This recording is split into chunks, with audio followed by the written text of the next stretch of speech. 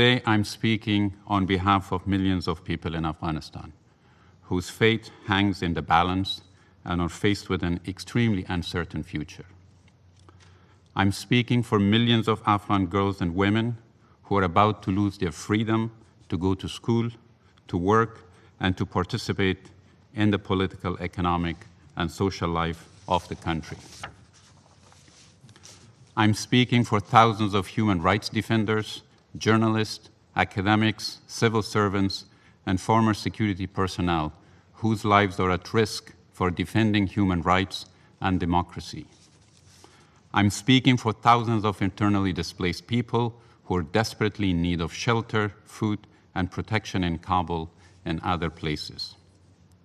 As you're witnessing yourself, the situation in Kabul, a city of about 6 million people, is extremely worrying, to say the least. You have seen chaotic scenes at the Kabul International Airport as desperate citizens are trying to leave the country. Mr. President, we are extremely concerned about Taliban's not honoring their promises and commitments made in their statements at Doha and at other international fora.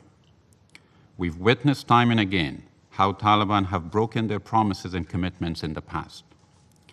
We have seen gruesome images of Taliban's mass executions of military personnel and target killings of civilians in Kandahar and other big cities.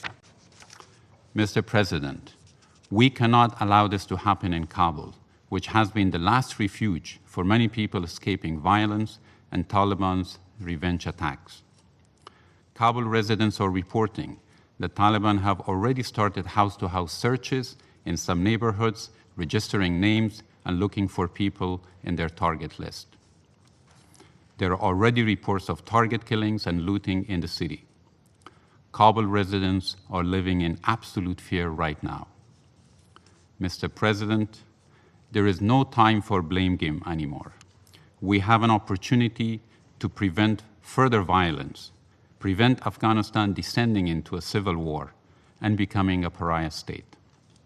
Therefore, the Security Council and the UN Secretary General should use every means at its disposal to call for an immediate cessation of violence and respect for human rights and international humanitarian law.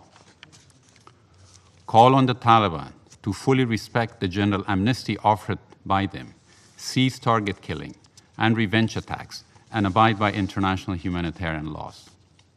Urge that no public institutions and service delivery infrastructure be demolished, including works of arts in museums and media institutions. Stress that anyone violating human rights of Afghan citizens and international humanitarian law will be held accountable.